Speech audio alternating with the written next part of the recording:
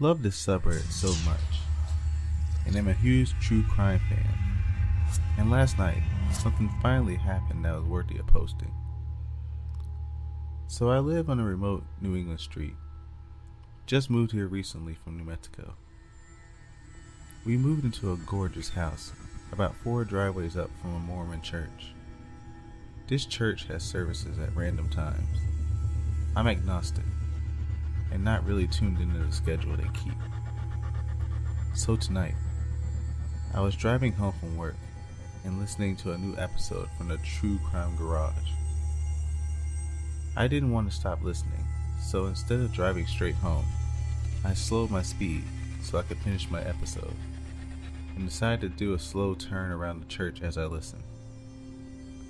I'm super paranoid because of all my true crime obsessions, so my car doors were locked, but since we live in a safe and upper class neighborhood, I wasn't terribly on alert, even though the church was dark. But as I cruised around the church lot to enjoy my podcast, a man stepped out of the shadows of the church's dumpster and into the light. He was walking in a bizarre, stumbling gait, and actually lunged at my car door. He had a beard, but was otherwise kempt and clean looking. So it was the odd manner of his gait that scared me. I floored it, and drove off as fast as possible as he lurched at my SUV, his fingernail actually scratching at the metal of my back door.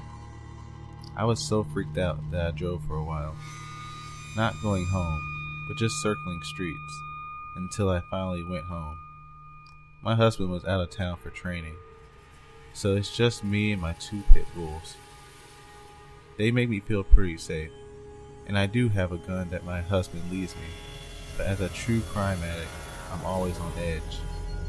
I called my husband, Aaron, and he reassured me that it was probably just a homeless guy, but to keep the gun nearby and the dogs by the bed. So I do my nightly routine and head to bed. As I'm falling asleep, my dogs go wild, barking, rushing from door to window. I lie stock still upstairs and keep my hand on my gun as I listen to them barking. Over the pounding of my heart, I hear the front door knob downstairs rattle,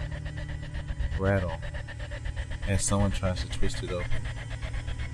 I can hear my dogs barking and snarling, and after a few seconds, one of them hits the window downstairs, barking his head off. I slide off the bed and grab my cell, dialing 911 from the floor. About 30 silent minutes later, a cop car pulled into my yard and take my statement. I was still terrified and shaking, and when I went to the door to talk to them, the porch light illuminated footsteps all around my door, in the snow, and around each window. I can only imagine it was the guy from the church, but I have no idea how he knew which house I'm on. I park in the garage, so he must have been watching as I came home and pulled in, recognizing my vehicle. My husband is home now, but I'm still scared stiff. I don't even want to walk in front of our uncurtained French doors. I'm terrified. I was out of town yesterday with a friend and ended up getting in much later than usual. I was sunburned and tired, so I guess I wasn't paying as much attention as I normally do. And I had my music playing very loudly in my headphones. It was around 10 p.m. and I got off my train and took my regular walk home. Nothing too poorly lit, but all of a sudden, I saw a shadow of someone walking very slowly behind me. Possibly just someone wanting to pass me, so I instantly turned my music to silent and slowed down my walk drastically. A man ducked around me and passed by. He walked in front of me for a bit, and I had thought maybe I was just paranoid. But he slowed down and started walking very, very slowly, looking over his shoulder every few steps to see where I was. I stopped and let him just walk for a bit, and when he was over a block away, I started walking again. Then I watched him duck into a park and hide behind a swing set, staring straight at me. So I crossed the street and beeline toward the better lit street and tried to call a friend. No pickup. Called another. No pickup. Up ahead, I could hear a loud party raging at the church and aim for that. I turn around and he's right behind me again. So I walk out into the middle of the well-lit street and just stand under a streetlight, shining my flashlight app on him as he walked by. He repeated the looking back and walking slowly behavior until I made it to the church. I stood out in front and leaned against the car, waiting for him to go. He turned into an alley that goes behind the houses on my street. He literally stood behind the bush, right up against the wall, and stared at me. I stared right back until he ducked into the alley, fully out of sight. Around then, wedding guests came out and started talking to me, and shortly after my friend called me back. She talked to me until I got home, as I narrated where I am and gave her a description of the guy in case anything happened, and I got in alright. However, when I saw him duck into that alley, I realized I've seen him before, dozens of times. I see him regularly on my walks home from work. I often see him walking near me, shortly ahead of or shortly behind me. I see him duck into that alley and often see him pop out into his property as I walk by on the main street. But it's always daytime, and he's never really jumped out at me before last night, as the walk is always a busy one after work hours. This man definitely knows where I live. He knows my work schedule. He knows my habits. He may have been watching me for weeks or months now, and I only registered him last night. Luckily, I'm moving very soon, but it's time to change my transit habits and never go out at night without anyone knowing where I am until then.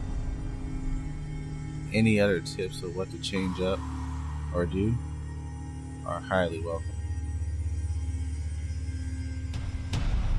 Well, first of all, I'm sorry if my English isn't the best, but I'm from Italy, and I kinda learned it on my own. This is my first time writing here. I'm going to tell you this strange episode from my childhood. I was like 9 or 10 years old. I used to go to school on my own, just walking. It wasn't that far, like a 10-minute walk. Every day I went the same way. It was the shortest, but it was kind of isolated. I was walking alone, as always, when I noticed a police car coming on my left. There was a middle-aged man, obviously a policeman, who slowed down and started talking to me. He said something like, "Hey kid, are you going to school?" And I said yes. He kept driving near me and asked me if I wanted to get in the car so he could take me to school faster. I said no, and that my mom always told me not to talk to strangers. He said, "I'm not a stranger. I'm a policeman. You can trust me." I thanked him and told him there was no problem because school wasn't that far. He insisted. So he sped up a little bit, went in front of me, and opened the car door. Come on, it would be fun to take a ride on the police car. It's almost every kid's dream. That's when I said once again, "No, leave me alone." He kept the car door open, staring at me, and then I started to walk faster until I went on a side street and started running to the point I didn't even see the car behind me. I was shocked. That policeman had a weird smile. It was pretty disturbing and unnatural. Since that day, I never took that way again, and my mom started to come with me the first few mornings. I never realized what he wanted, or if he really had good intentions, or was just taking advantage of the fact that he was a policeman so that kids would trust him easily. I'm happy that I never discovered it on my own. Who knows? Well, strange policeman, let's not meet again.